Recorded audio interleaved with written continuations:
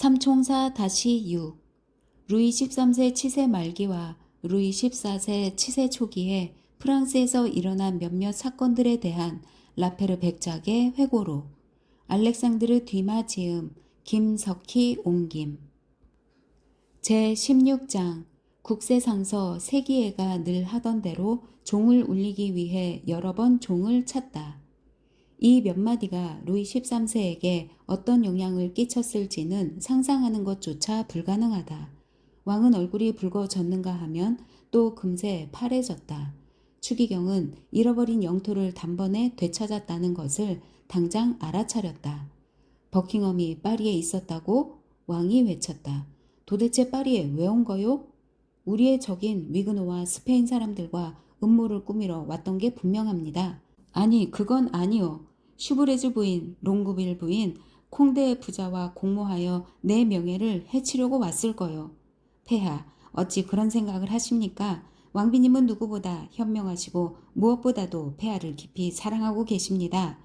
여자는 약한 존재요, 추기경. 나를 깊이 사랑한다고 하지만 그 사랑에 대해 나도 나름대로 의견을 갖게 되었소.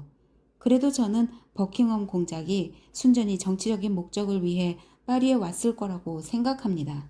하지만 나는 버킹엄이 다른 목적을 위해 왔을 거라고 확신하오. 추기경, 하지만 왕비한테 죄가 있다면 나도 가만두지 않을 거요. 그 같은 배신 행위는 생각만 해도 불쾌합니다만 폐하의 말씀을 들으니 생각나는 게 있습니다. 실은 제가 폐하의 부모로 여러 번 신문한 바 있는 라누아 부인이 오늘 아침 저에게 말하기를 왕비께서 간밤에는 늦게까지 잠자리에 들지 않으셨고 오늘 아침에는 눈물을 흘리며 슬피 우셨고 하루 종일 편지를 쓰고 계셨다고 하더군요. 바로 그거요. 틀림없이 버킹엄에게 편지를 썼을 거요. 추기경, 왕비가 쓴 편지를 손에 넣어야겠소. 하지만 그걸 어떻게 빼낼 수 있겠습니까, 폐하? 저는 물론 폐하께서도 할 수 있는 일이 아닌 듯합니다. 당크르 원수 부인 때는 어떻게 했소? 왕이 바로 화를 내며 외쳤다.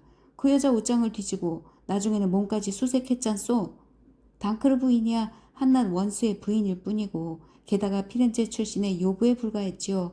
하지만 폐하의 존엄한 배우자이신 안 도트리슈는 프랑스의 왕비이시고 세상에서 가장 고귀한 왕비의 한 분이십니다. 그래도 왕비는 죄를 지었소. 추기경, 왕비가 자신의 높은 지위를 잊은 만큼 더 낮은 지위로 떨어진 거요. 게다가 나는 오래전부터 이런 정치적 음모나 연애에 관한 술수를 모조리 끝장내려고 결심했소. 왕비는 라포르트라는 자를 측근에 두고 솔직히 말씀드리면 그 라포르트라는 자야말로 이 모든 일의 핵심 인물이라고 생각됩니다. 그럼 추기경도 나와 마찬가지로 왕비가 나를 속이고 있다고 생각하는군. 다시 한번 말씀드리지만 저는 왕비님이 폐하의 권력에 대항할 음모를 꾸미고 있다고 생각합니다. 하지만 왕비께서 폐하의 명예를 훼손할 음모를 꾸미고 있다고 말씀드린 적은 없습니다. 나는 양쪽 모두라고 생각하오.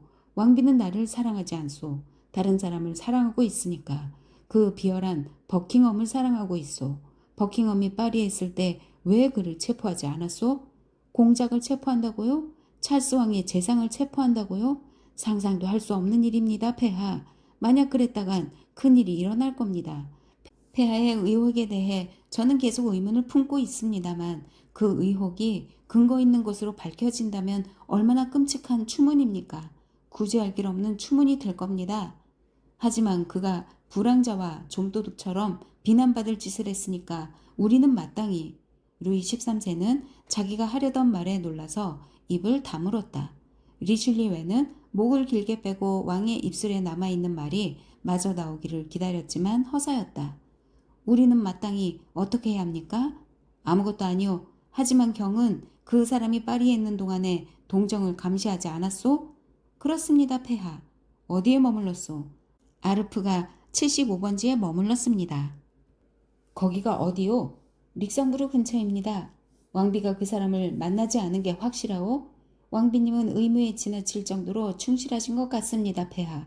하지만 두 사람은 연락을 주고받았소. 왕비가 온종일 쓴 편지는 그 사람한테 쓴 편지였을 거요. 이봐요, 추기경. 그 편지를 어떻게든 손에 넣어야겠소. 하지만 폐하, 추기경, 어떤 대가를 치르더라도 그 편지를 손에 넣고 싶소. 그래도 생각해 보십시오. 경도 나를 배신하려는 거요? 줄곧 이런 식으로 내 뜻을 거역할 거요?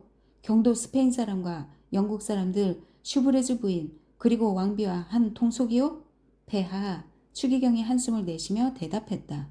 제가 그런 의심을 받을 줄은 꿈에도 몰랐습니다. 내 말을 잘 들으시오, 추기경. 나는 그 편지를 손에 넣고 싶소. 방법은 한 가지뿐입니다. 그게 뭐요? 국세상서 세계에게 그 임무를 맡기는 것입니다. 이런 일은 원래 그의 소관이기도 하니까요. 지금 당장 사람을 보내서 그를 오게 하시오. 지금 제 방에 있을 겁니다. 폐하, 제 방에 들러달라고 기별해 놓았고 제가 이곳으로 올 때 국세상서가 오거든 기다리게 하라고 일러두었습니다. 지금 당장 불러오시오. 분부대로 거행하겠습니다. 하지만 뭐요? 하지만 왕비님은 아마 거부하실지도 모릅니다. 내 명령을? 예, 폐하께서 내리신 명령이라는 것을 모른다면, 그렇다면 왕비가 의심하지 않도록 내가 직접 가서 말하겠소. 제가 불화를 막기 위해 최선을 다했다는 것을 부디 잊지 마시기 바랍니다. 알고 있어, 추기경. 경이 왕비에게 너그럽다는 것, 어쩌면 지나칠 정도로 너그럽다는 것도 알고 있소. 그 점에 대해서는 나중에 다시 이야기합시다. 언제든지 좋습니다, 폐하. 하지만 저는 폐하와 왕비님이 서로 화목하게 지내시도록 언제나 기꺼이 저를 희생해 왔고 또한 그것을 자랑으로 여기고 있습니다. 고맙소, 추기경. 어쨌든 국세상서를 데려오시오. 그동안 나는 왕비한테 다녀올 테니. 루이 13세는 사인문을 열고 왕비의 처소로 이어진 통로로 나갔다. 왕비는 기토 부인, 사블레 부인, 몽바종 부인, 게메네 부인 같은 시녀들에게 둘러싸여 있었다. 구석에는 왕비가 마드리드에서 데려온 스페인 시녀 도냐 에스테파니아가 대기하고 있었다. 게메네 부인이 책을 낭독하고 있었고 모두 거기에 열심히 귀를 기울이고 있었지만 왕비만은 예외였다. 왕비가 게메네 부인에게 책을 읽도록 시킨 것은 사실은 듣는 채 하면서 혼자 생각에 잠기기 위해서였다. 왕비의 생각은 사랑의 마지막 빛으로 물들어 있기는 했지만 역시 슬픔의 그림자는 감출 수 없었다. 안 도트리슈 왕비는 남편인 프랑스 왕의 신뢰를 잃었을 뿐만 아니라 추기경의 증오에도 시달리고 있었다. 추기경은 자신의 연정을 쌀쌀하게 거절한 왕비를 용서할 수 없었다. 당시의 회고록을 믿는다면 모후인 마리드 메디시스는 처음부터 추기경의 연정을 받아들였는데도 평생 동안 추기경의 미움에 시달렸다. 안 왕비는 그런 모후의 선례를 직접 보았기 때문에 추기경의 연정을 끝내 거부했고 결국 가장 헌신적인 하인들과 가장 믿을 만한 친구들과 가장 총애하는 신하들이 주변에서 사라지는 것을 보아야 했다.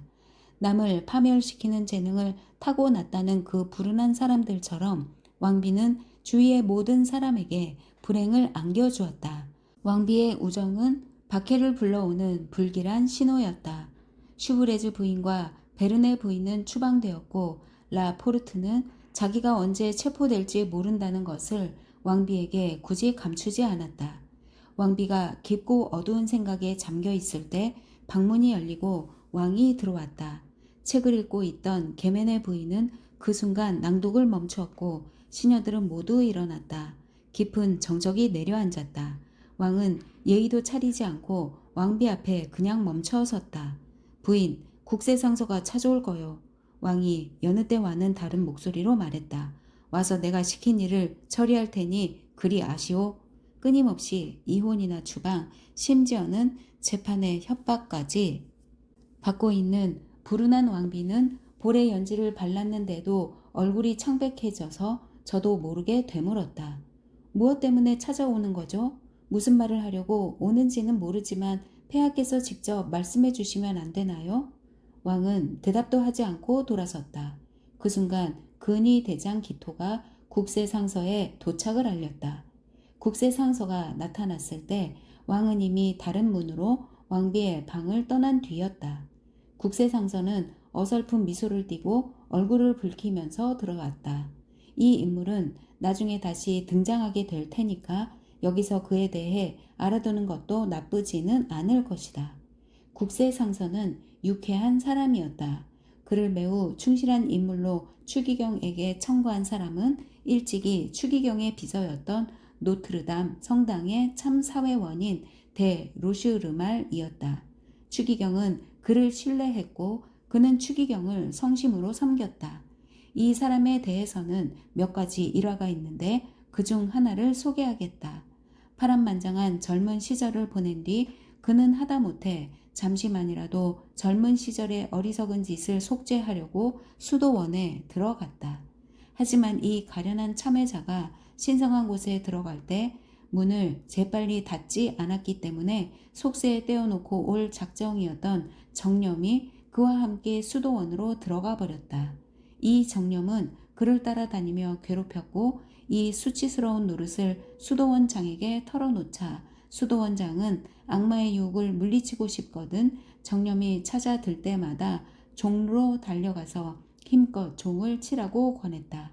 종소리가 들리면 수도사들은 그가 악마의 유혹에 사로잡혀 있음을 알게 될 것이고 그러면 수도원 전체가 그를 위해 기도를 올릴 것이라는 말이었다.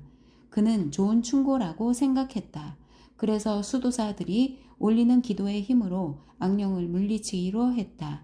하지만 악마는 일단 점령한 곳을 호락호락 빼앗기지 않는 법이다. 악마를 쫓는 기도의 힘이 강해질수록 악마도 유혹을 더욱 강화했다.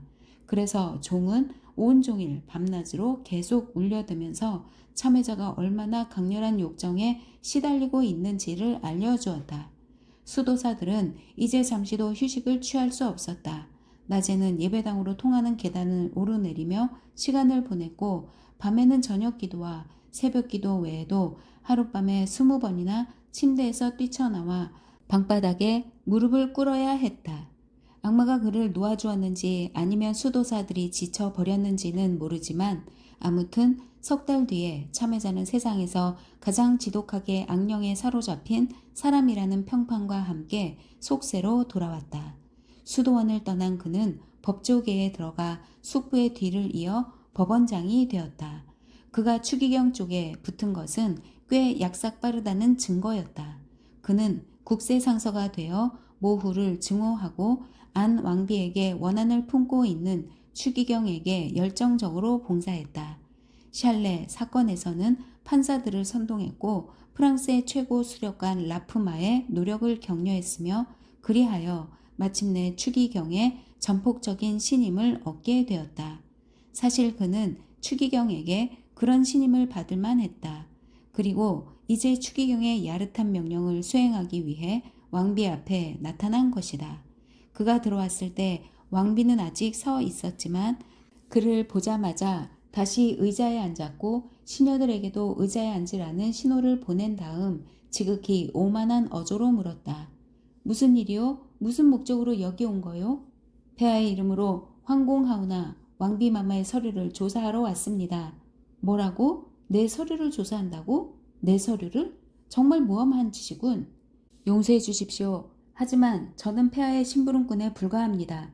폐하께서는 방금 여기서 나가지 않으셨습니까? 제 방문에 대비하라고 마음맞게 말씀하시지 않았습니까?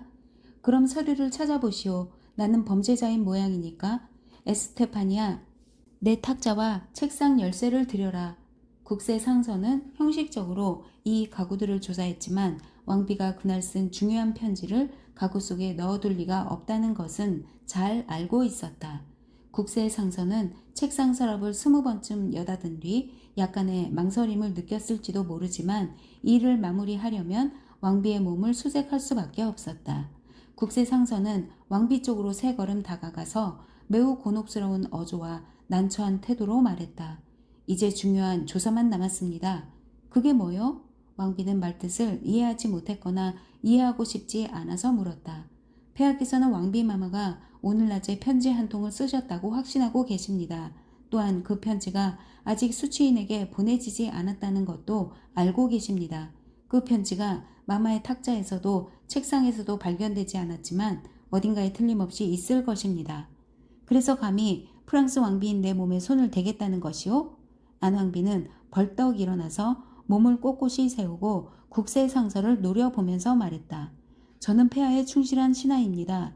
폐하의 명령이라면 뭐든지 집행할 것입니다. 그건 사실이요. 왕비가 말했다. 추기경의 첩자들이 주인에게 제대로 보고한 모양이군요. 내가 오늘 편지 한 통을 썼고 그 편지를 아직 보내지 않은 것도 사실이요. 그 편지는 여기 있어? 왕비는 아름다운 손을 가슴에 댔다. 그럼 편지를 이리 주십시오. 국세상서가 말했다. 이 편지는 폐하께만 드릴 것이오. 만약 폐하께서 그 편지를 직접 건네받고 싶으셨다면 마마께 편지를 달라고 하셨을 겁니다. 거듭 말씀드리지만 저는 마마께 그 편지를 달라고 요구하는 임무를 맡았고 마마께서 편지를 내놓지 않으신다면 그럼 어떻게 할 거요?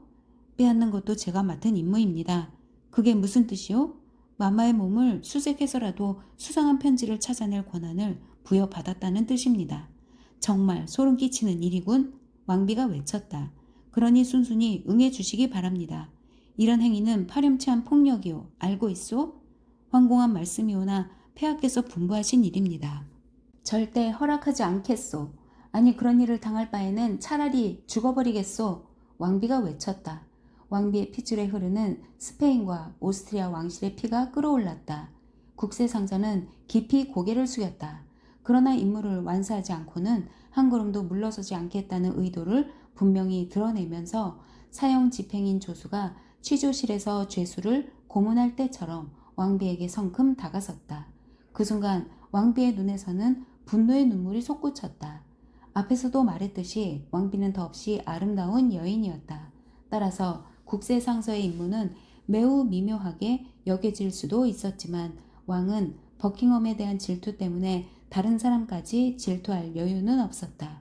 국세상서 세기에는 그 순간 종을 치기 위해 밧줄을 찾고 있었을 것이다. 하지만 밧줄이 보이지 않자 종을 치는 것을 체념하고 왕비가 편지를 넣어두었다고 자백한 가슴 쪽으로 손을 뻗쳤다. 안 왕비는 한 걸음 뒤로 물러섰다. 안색이 너무 창백해서 이제 곧 죽는 게 아닐까 싶을 정도였다. 왕비는 쓰러지지 않으려고 뒤에 있는 탁자에 왼손을 짚고 몸을 지탱하면서 오른손으로 가슴에 넣어둔 편지를 꺼내 국세상서에게 내밀었다. 자, 여기 있어. 이게 그 편지요. 왕비가 떨리는 목소리로 외쳤다. 받으시오. 그리고 나가세요. 어서. 당신 얼굴은 보기에도 역겨우니까. 국세상서도 쉽게 상상할 수 있는 흥분으로 몸을 떨고 있었지만 편지를 받아들고는 코가 땅에 닿도록 절을 하고 방에서 나갔다. 문이 닫히자마자 왕비는 실신하다시피 시녀들 품에 쓰러졌다. 국세상서는 편지를 한 줄도 읽지 않은 채 왕에게 가져갔다. 왕은 떨리는 손으로 편지를 받아들고 수치인 이름을 찾았지만 보이지 않자 창백해진 얼굴로 천천히 봉투를 뜯었다. 편지를 펼쳐 첫 마디를 읽자마자 스페인 왕에게 쓴 편지라는 것을 알고는 급히 읽어내려갔다. 편지에는 추기경을 공격할 계획이 자세히 쓰여 있었다.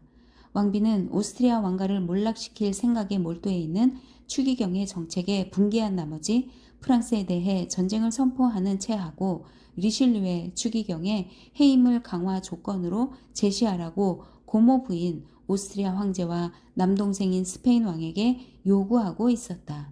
하지만 편지의 어디에도 사랑에 대한 이야기는 한마디도 없었다. 기분이 좋아진 왕은 추기경이 아직 루브르에 있느냐고 물었다.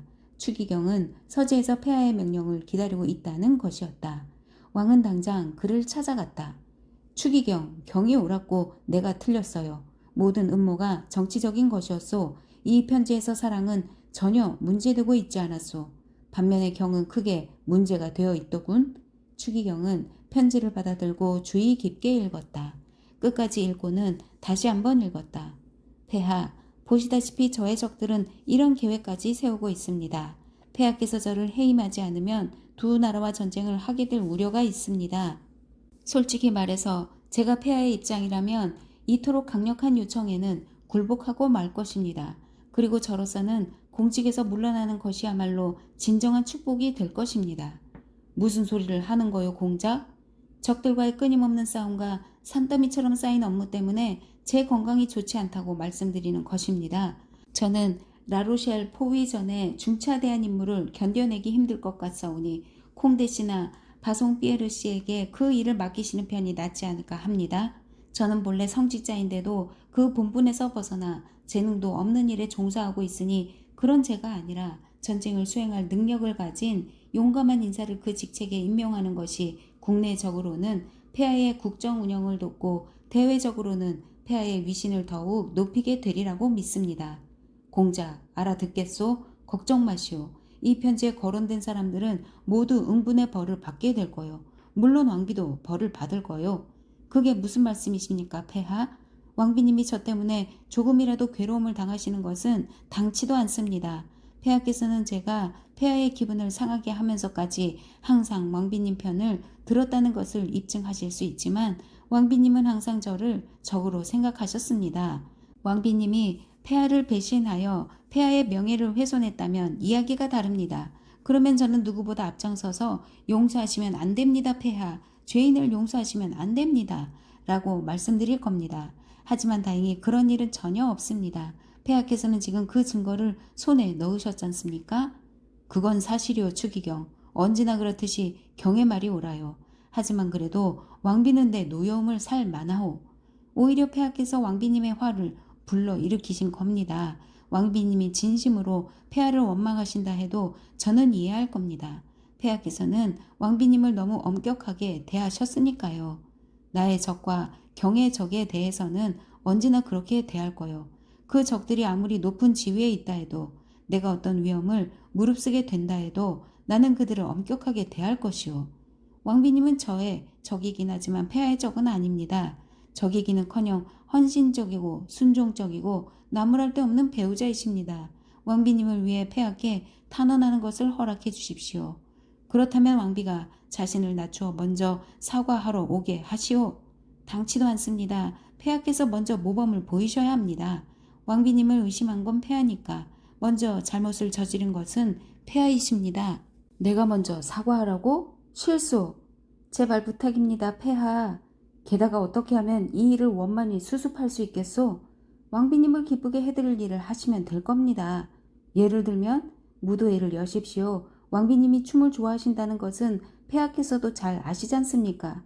그런 배려를 보여주시면 왕비님의 원한도 말끔히 사라질 것입니다. 하지만 추기경, 내가 세속적인 오락을 좋아하지 않는다는 건 경도 잘 알고 있잖소. 그래서 왕비님은 더욱 폐하께 고마워하실 겁니다. 게다가 무도회는 왕비님이 그 아름다운 다이아몬드 목걸이를 걸 수 있는 기회도 될 것입니다. 일전에 폐하께서 생일 선물로 주신 목걸이 말입니다. 왕비님은 아직 그 목걸이를 자랑할 기회가 없었습니다. 생각해보겠소, 추기경? 생각해보리다. 왕은 이렇게 대답했지만 왕비의 죄가 자기한테는 별로 걱정이 안 되는 문제였고 자기가 몹시 두려워했던 문제에 대해서는 결백하다는 것을 알고는 너무 기뻐서 당장이라도 왕비와 화해할 준비가 되어 있었다. 그 문제는 생각해보겠지만 경은 정말 너그럽고 인정이 많군요. 폐하, 추기경이 말했다. 엄격함은 대신들에게 맡겨두십시오. 관대함은 군주의 미덕이니 그걸 발휘하십시오. 그러면 절대 후회하지 않으실 겁니다. 그때 추기경은 시계가 11시를 치는 것을 듣고는 깊이 고개 숙여 절을 하고 이만 물러가게 해달라고 왕의 허락을 청했다. 그리고 왕비와 화해할 것을 다시 한번 왕에게 간청했다. 편지를 압수당한 뒤 왕의 질책을 받으리라 예상하고 있던 안 왕비는 이튿날 왕이 화해를 청하자 깜짝 놀랐다. 처음에는 왕비도 그것을 물리치고 싶은 충동에 사로잡혔다.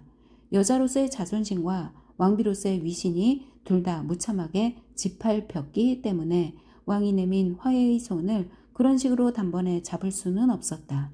하지만 시녀들의 조언을 듣고는 마침내 그 일을 잊어버리는 듯 했다. 왕은 왕비의 기분이 바뀌는 순간을 포착하여 가까운 장래에 야회를 열 작정이라고 말했다. 안 왕비를 위해 야회가 열리는 일은 매우 드물었기 때문에 추기경이 예상했던 대로 왕이 그 계획을 알리자마자 왕비에게 남아있던 원한은 말끔히 사라져버렸다. 마음속은 몰라도 어쨌든 얼굴에서는 원한의 흔적을 찾아볼 수 없었다.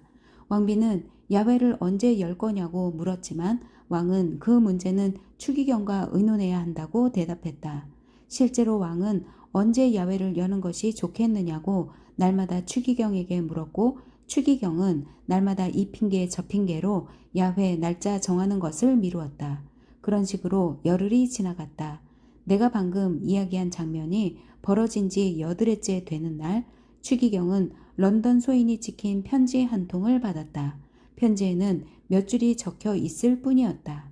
그것을 압수했지만 돈이 떨어져서 런던을 떠날 수 없습니다. 500피스톨을 보내주시면 돈을 받은 후 네데세 뒤에는 파리에 도착할 것입니다. 추기경이 이 편지를 받은 날도 왕은 그에게 여느 때와 같은 질문을 했다. 리실리에는 손을 꼽아보면서 낮은 목소리로 혼잣말을 했다. 돈을 받은 후 네데세 뒤에는 온다고 했겠다. 돈이 런던에 도착하려면 네데세, 그 여자가 파리로 돌아오는데 다시 네데세, 합해서 열흘이 걸리는 셈이군. 거기에다 역풍과 불상사를 감안하고 여자라는 약점을 고려하면 열 이틀이라고 해두자. 공작 계산은 끝났소? 예, 폐하. 오늘이 9월 20일입니다. 시의 행정관들에게 10월 3일 축제를 열도록 하겠습니다. 그날 야외를 열면 완벽할 것입니다. 폐하께서 왕비님의 비위를 맞추려 한다는 인상은 주지 않을 테니까요. 그러고 나서 덧붙여 말했다. 그런데 폐하, 야외가 열리는 날 저녁에 그 다이아몬드 목걸이가 왕비님께 얼마나 잘 어울리는지 보고 싶다고 왕비님께 말씀하시는 것을 잊지 마시기 바랍니다. 제17장 보나시외 부부. 추기경이 국왕에게 다이아몬드 목걸이에 대해 언급한 것은 이번이 두 번째였다. 그래서 루이 13세도 추기경이 이처럼 집요하게 목걸이를 강조하는 데에는 뭔가 비밀이 숨겨져 있는 모양이라고 생각했다. 추기경은 아직 현대의 경찰처럼 완벽한 형태를 갖추지는 못했지만 그래도 꽤 뛰어난 경찰력을 거느리고 있어서 국왕의 부부 생활을 국왕 자신보다 더 잘 알고 있었고 그 때문에 왕이 추기경에게 체면을 잃은 것도 한두 번이 아니었다. 그래서 왕은 왕비와 대화를 나누면 그 비밀에 대한 단서를 발견할 수 있을지도 모른다고 생각했다. 그러면 그 비밀을 가지고 추기경과 대결할 수 있을 것이고 추기경이 그 비밀을 알든 모르든 왕이 비밀을 알고 있으면 추기경 앞에서 위신을 크게 높일 수 있을 터였다. 그래서 왕은 왕비를 만나러 갔다. 그리고 여느 때의 습관대로 왕비를 둘러싸고 있는 시녀들에게 으름장을 놓으면서 왕비에게 다가갔다. 안 왕비는 고개를 숙인 채 아무 반응도 보이지 않고 왕의 입에서 나오는 거친 말을 흘려 들으면서 그것이 빨리 끝나기를 바라고 있었다.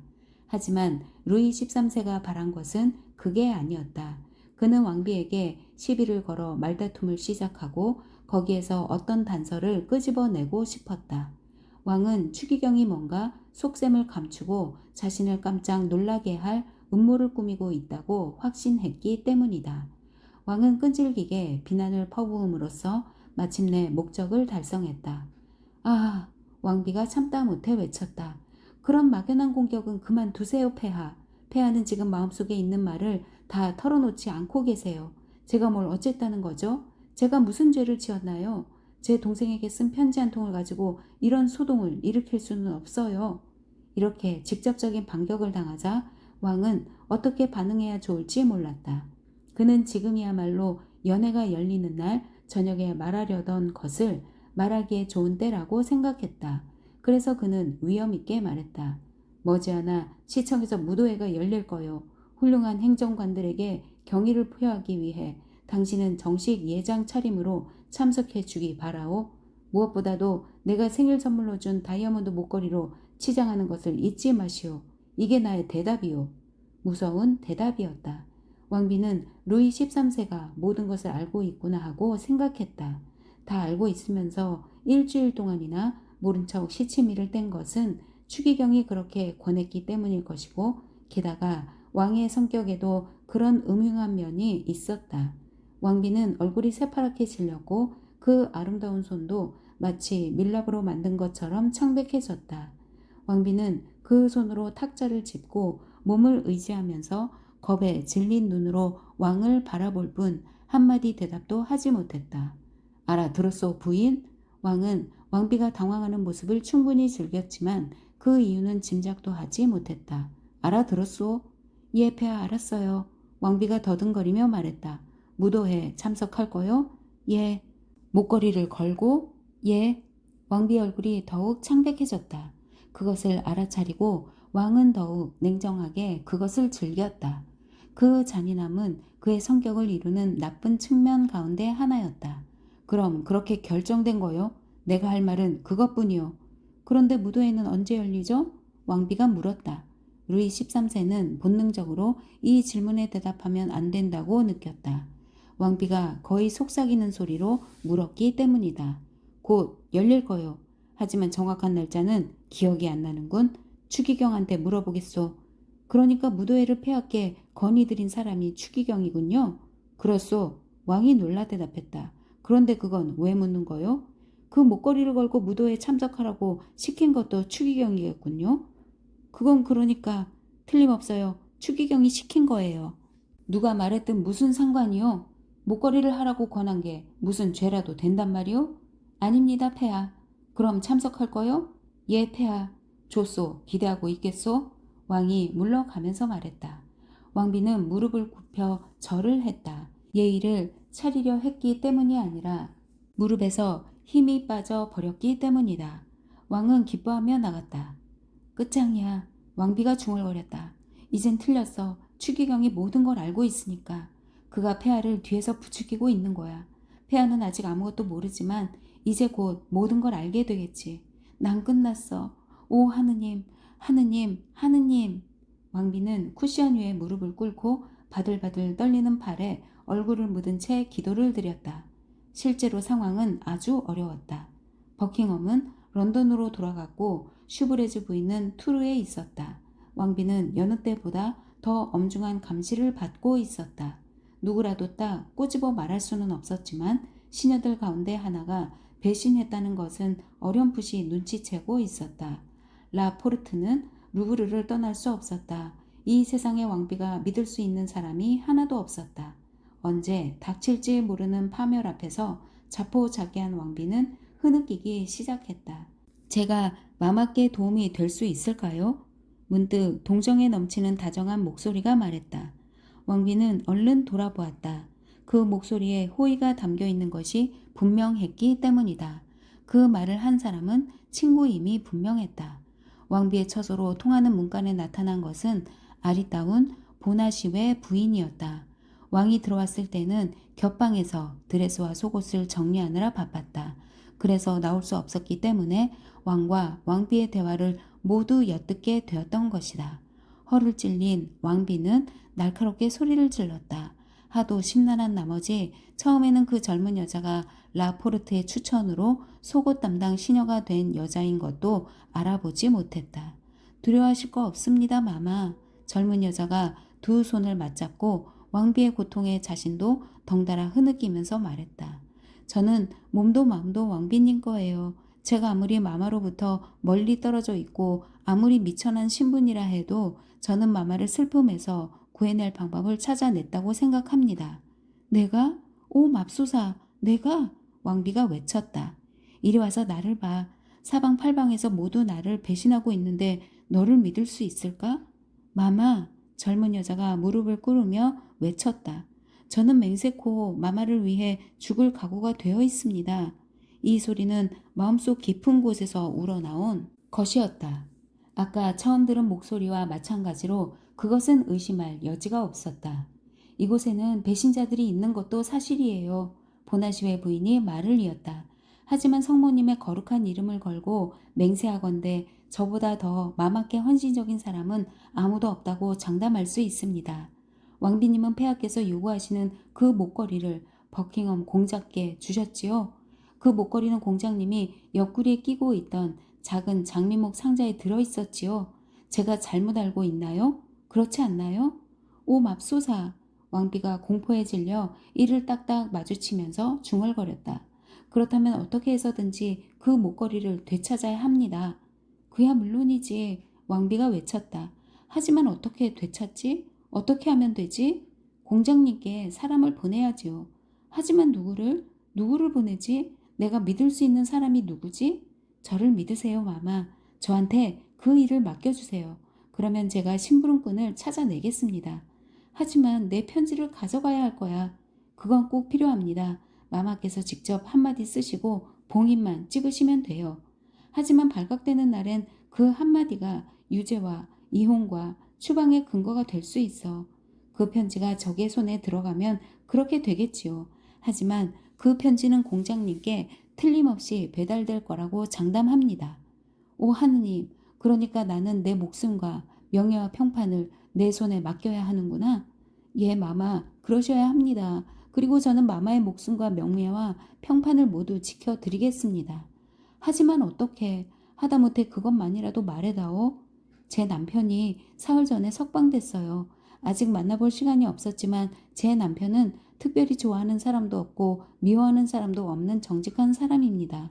제가 원하는 일이면 뭐든지 다 할 사람이니까 제가 부탁하면 자기가 무엇을 가져가는지도 모른 채 파리를 떠날 것이고 마마의 편지라는 것도 모른 채 주소대로 전해줄 것입니다. 왕비는 감동에 사로잡혀 젊은 여인의 두 손을 잡고 마음속까지 읽으려는 것처럼 그녀의 눈을 들여다보았다. 그 사랑스러운 눈 속에서 충실함밖에 보지 못한 왕비는 부드럽게 그녀를 끌어안았다. 그렇게 해. 왕비가 외쳤다. 어쩌면 내가 내 목숨을, 내 명예를 구해줄지 몰라. 과분하신 말씀이세요. 마마를 도와드릴 수만 있다면 얼마나 영광이겠어요. 저는 아무것도 구해드릴 수 없어요. 마마는 더러운 음모의 희생자일 뿐이세요. 그래, 그건 사실이야. 내 말이 옳아. 그럼 편지를 주세요. 마마, 시간이 별로 없어요. 왕비는 작은 탁자로 달려가서 잉크와 종이와 펜을 찾았다. 그런 다음 두 줄을 쓰고 봉인으로 편지를 봉해서 보나시웨에게 건네주었다. 이제 생각났는데 꼭 필요한 것이 있어. 왕비가 말했다. 뭔데요? 돈. 보나시웨 부인이 얼굴을 붉혔다. 그건 사실이에요. 솔직히 말씀드리면 제 남편은 돈이 한 푼도 없다고 그 말을 하고 싶은 거지? 아니요. 돈은 있어요. 하지만 지독한 구두쇠예요. 그게 남편의 결점이죠. 하지만 마마께서 걱정하실 필요는 없어요. 어떻게든 방법을 찾을 수 있을 테니까요. 문제는 나도 돈이 없다는 거야. 왕비가 말했다. 모트빌 부인의 회고록을 읽은 사람은 왕비의 이런 반응에 별로 놀라지 않을 것이다. 하지만 기다려봐. 안 왕비가 칸막이 뒤로 달려갔다. 자, 이 반지를 받아. 아주 비싼 거래. 내 동생인 스페인 왕이 준 거야. 이건 내 물건이니까 내 마음대로 처분할 수 있어. 이 반지를 돈으로 바꿔서 내 남편을 출발시켜. 1시간 안에 분부대로 거행하겠습니다. 주소를 봐. 왕비가 들릴랑말랑 낮은 소리로 말했다. 런던의 버킹엄 공작 전하. 공장님께 직접 전달될 거예요. 기특하기도 하지. 왕비가 외쳤다. 보나시웨 부인은 왕비의 두 손에 입을 맞춘 다음 편지를 가슴에 감추고 새처럼 가볍게 사라졌다. 그로부터 10분 뒤 보나시웨 부인은 집에 돌아와 있었다. 왕비에게도 말했듯이 그녀는 남편이 석방된 뒤 그를 아직 만나지 못했다. 그래서 추기경에 대한 남편의 태도가 달라진 것을 알지 못했다.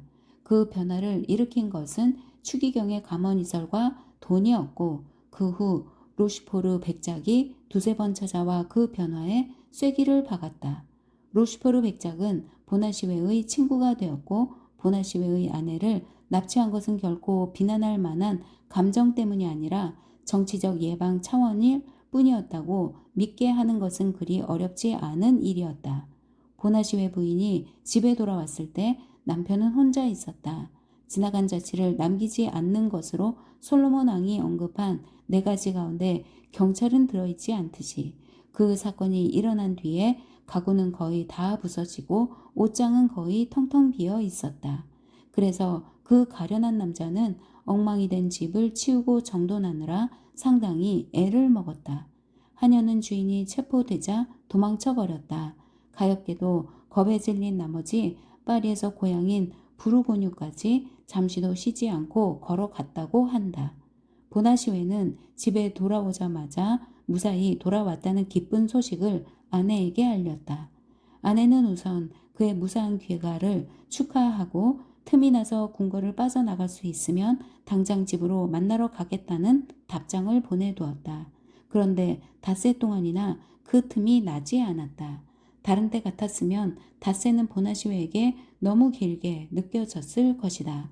하지만 이번에는 추기경을 찾아가기도 하고 로시포르가 찾아오기도 하면서 생각할 거리가 충분히 생겼다.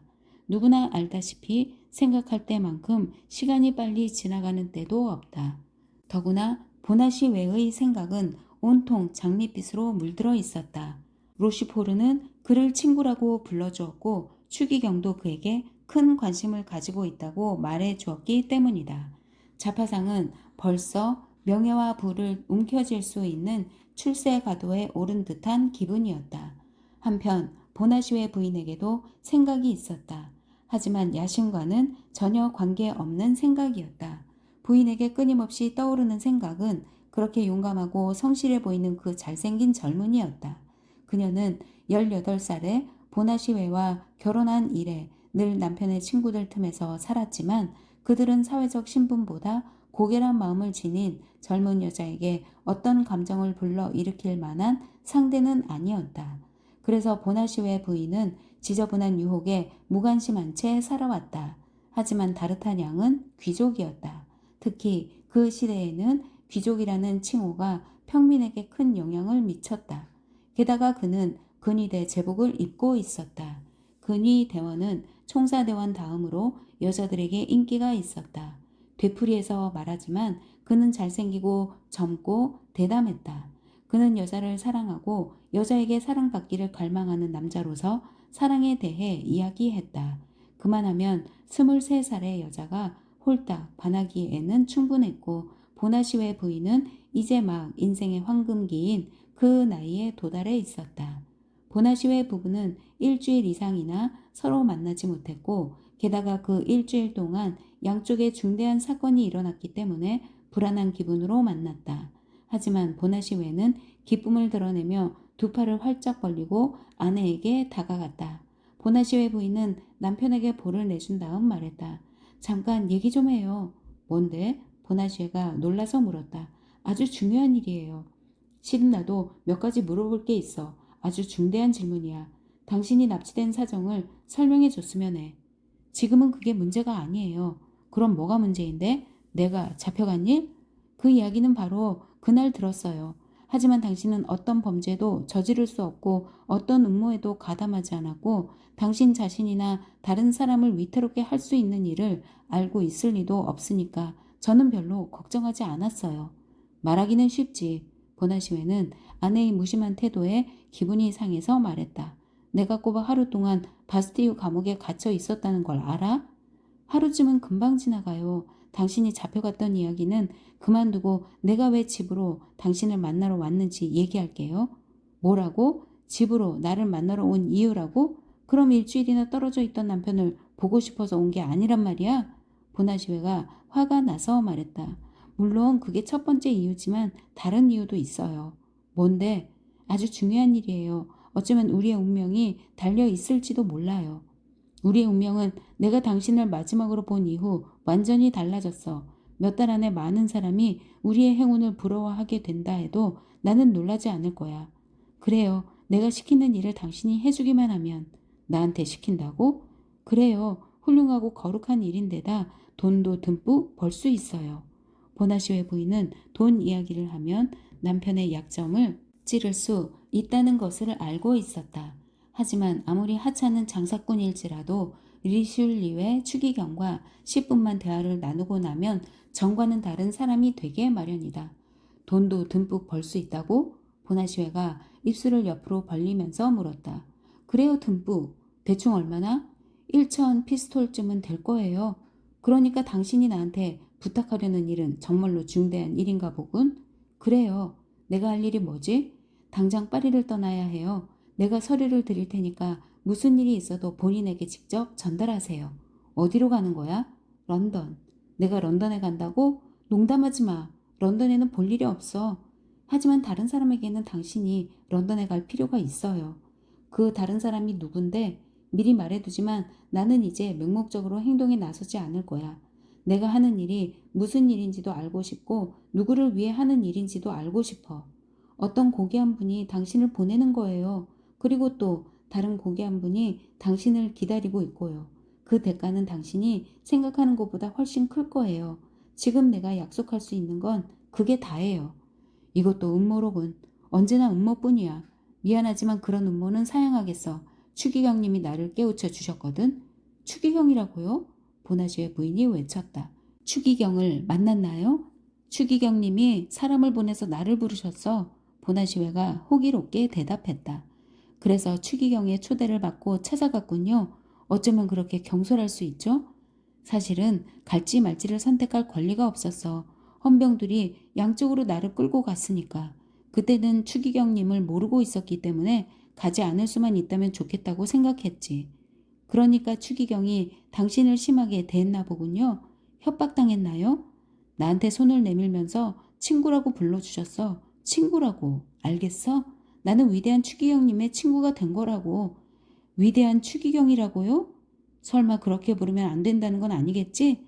그런 건 아니에요. 하지만 대신에 호의 따위는 언제 어떻게 변할지 모르는 덧없는 거예요. 한낱 대신에게 충성을 바치는 건 어리석은 짓이에요.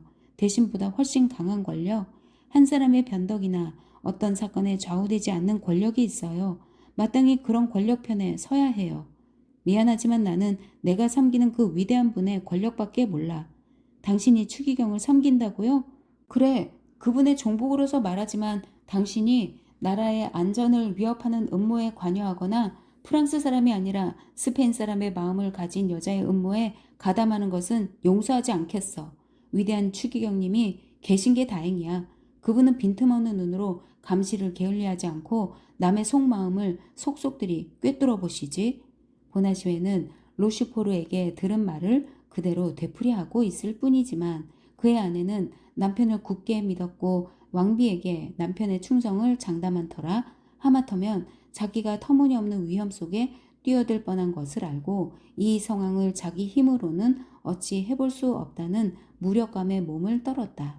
하지만 남편의 약점, 특히 그의 탐욕을 알고 있었기 때문에 남편에 대해 완전히 체념하지는 않았다. 그러니까 당신은 추기경 편에 붙었군요. 보나시웨 부인이 외쳤다. 세상에 자기 마누라를 괴롭히고 왕비를 모욕하는 사람에게 붙다니. 개인의 이해란 만인의 이익에 비하면 아무것도 아니야. 나는 나라를 구하려는 사람들 편이야. 보나시웨가 단호하게 말했다. 이건 역시 로슈포르 백작의 말이었고 보나시웨는 그것을 기억해 두었다가 써먹을 기회를 잡았을 뿐이다. 나라라고 했는데 그게 정말로 어떤 건지 알고 있나요? 보나시웨 부인이 어깨를 으쓱하며 물었다. 그냥 정직한 평민으로 만족하고 가장 이로운 쪽에 붙으세요.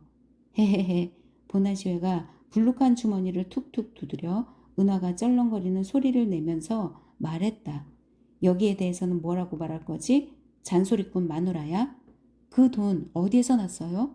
짐작이 안 가? 추기경이 주었나요? 추기경과 내 친구인 로슈포르 백작이 주었지. 로슈포르 백작이라고요? 나를 납치한 사람이에요. 그럴지도 모르지. 그런데 그 사람한테 돈을 받아요? 그 납치는 단지 정치적인 것이었다고 당신이 말했잖아. 그야 그렇지만 나를 납치한 목적은 내가 여주인을 배신하게 하려고 그랬던 거예요.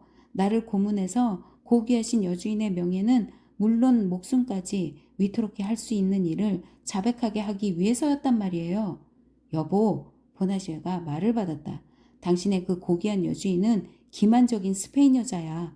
그러니까 추기경님이 하시는 일은 당연한 거라고. 당신이 겁쟁이에다 구두쇠에다 바보라는 것은 진작부터 알고 있었지만 이렇게 파렴치한 사람인 줄은 미처 몰랐어요. 여보, 아내가 화내는 모습을 본 적이 없는 보나시웨는 아내의 분노 앞에서 움츠러들었다. 도대체 그게 무슨 말이야? 당신이 한심하다고 말하는 거예요. 보나시웨 부인은 남편에 대한 영향력이 어느 정도 회복되었다는 것을 알아차리고 말을 이었다. 그러니까 당신은 책략에 관여하고 있군요. 그것도 추기경의 책략에. 당신은 돈 때문에 악마에게 몸과 마음을 팔아버렸군요. 악마가 아니라 추기경이야. 마찬가지지 뭐예요. 누구나 리슐리웨는 사탄이라고 말한다고요. 조용히 해 여보. 누가 들으면 어쩌려고 그래. 당신 말이 맞아요. 당신의 비겁한 말을 남이 들으면 나도 부끄러울 거예요. 하지만 도대체 나더러 뭘 하라는 거야. 아까 말했잖아요. 지금 당장 파리를 떠나서 내가 부탁한 임무를 성실하게 수행하세요. 그러면 나는 모든 것을 잊고 당신을 용서하고 무엇보다도 그녀가 남편에게 손을 내밀었다. 당신에게 다시 사랑을 드릴게요. 보나시웨는 겁도 많고 욕심도 많았지만 아내를 사랑했다. 그는 마음이 흔들렸다. 50살의 남자가 23살의 젊은 여자에게 오랫동안 원망을 품고 있을 수는 없는 법이다. 남편이 흔들리는 것을 알아차린 보나시웨 부인이 물었다. 그럼 결정한 거예요? 하지만 당신이 나한테 요구하고 있는 걸 잠시만이라도 생각해봐.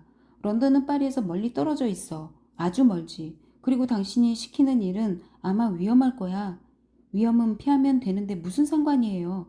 여보, 아무래도 거절해야겠어. 난 음모가 무서워. 바스티유를 보았어. 부르르. 얼마나 무서운지 몰라. 생각만 해도 온몸에 소름이 끼쳐. 나는 고문의 협박까지 받았어. 고문이 뭔지 알아? 쐐기 같은 몽둥이를 두 다리 사이에 끼워 놓고 뼈가 으스러질 때까지 뒤트는 거야. 싫어. 난 절대로 안 갈 테야. 나보다 당신이 직접 가는 게 어때? 지금까지 내가 당신을 잘못 알고 있었던 것 같아. 아무래도 당신은 남자야. 그것도 가장 억센 남자. 내가 남자라면 당신은 여자. 그것도 어리석고 겁 많고 불쌍한 여자예요. 아, 무서워서 못 간다고요? 지금 당장 떠나지 않으면 왕비님의 명령으로 당신을 체포해서 당신이 그렇게 무서워하는 바스티유에 쳐넣으라고 하겠어요. 보나슈에는 깊이 생각해 보았다. 그는 머릿속에서 추기경의 분노와 왕비의 분노를 저울질해 보았다. 결과는 추기경의 분노가 훨씬 무거웠다. 좋아, 왕비의 이름으로 나를 체포하게 해. 그러면 나는 추기경에게 호소할 테니까. 보나시웨 부인도 이번에는 자기가 너무 지나쳤다는 것을 알아차리고 자신의 무모함에 몸을 떨었다. 그녀는 겁먹은 바보처럼 굳은 표정을 짓고 있는 남편의 얼굴을 잠시 불안한 눈으로 바라보았다. 그렇다면 됐어요. 결국 당신이 옳은 건지도 몰라요. 정치는 여자보다 남자가 잘 알겠지요. 더구나 당신은 추기경과 무릎을 맞대고 이야기를 나누었으니까요. 하지만 너무해요. 그녀가 덧붙여 말했다. 남편이 나를 사랑하고 있다고 철석같이 믿었던 남편이 이렇게 매정하게 나오다니 내 변덕을 조금도 헤아려주지 않다니 정말 견디기 어렵군요. 그건 당신의 변덕이 너무 지나치기 때문이야. 보나시에가 의기양양하게 대답했다. 그래서 나는 당신의 변덕을 믿지 않아. 그럼 내가 포기하겠어요. 젊은 여자가 한숨을 내쉬며 말했다. 좋아요. 이 문제에 대해서는 더 이상 이야기하지 맙시다. 내가 런던에 가서 할 일이 뭔지 하다못해 그것만이라도 말해주면 좋은데 보나시웨가 말했다. 아내한테 비밀을 되도록 많이 알아내라고 한 로시포르의 말이 좀 늦게나마 생각났던 것이다. 알아봤자 소용없어요. 본능적인 예감이 젊은 여자를 막았다. 여자들이 좋아하는 장신구를 사오는 일이었어요. 런던에서 그걸 사오면 돈을 크게 벌 수 있거든요. 하지만 젊은 여자가 변명하면 할수록 보나시웨는 오히려 아내가 털어놓지 않는 비밀이 중대한 거라고 생각했다. 그래서 그는 당장 로시포르 백작에게 달려가 왕비가 심부름꾼을 런던에 보내려 한다는 사실을 알리기로 마음먹었다. 미안하지만 좀 나가봐야겠어. 당신이 이렇게 올지 몰랐기 때문에 친구와 만나기로 약속했거든. 하지만 곧 돌아올게. 30분만 기다려주면 벌써 밤도 깊었는데 그 친구와 볼일을 끝내는 대로 돌아와서 루브르까지 당신을 바래다 줄게. 고마워요, 여보. 보나시웨 부인이 대답했다. 하지만 당신은 나한테 도움이 될 만큼 용감하지 않으니까 루브르에는 나 혼자서도 충분히 돌아갈 수 있어요. 당신 좋을 대로 해. 곧 다시 만날 수 있겠지? 그럼요. 다음 주에 시간이 좀 날 거예요.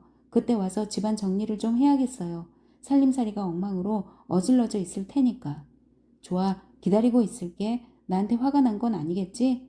내가요? 조금도 화나지 않았어요. 그럼 곧 다시 만날 수 있는 거지? 얼른 다녀오세요. 보나시웨는 아내의 손에 입을 맞추고 서둘러 떠났다. 남편이 현관문을 닫고 나가버리자 혼자 남은 보나시웨 부인이 속으로 말했다.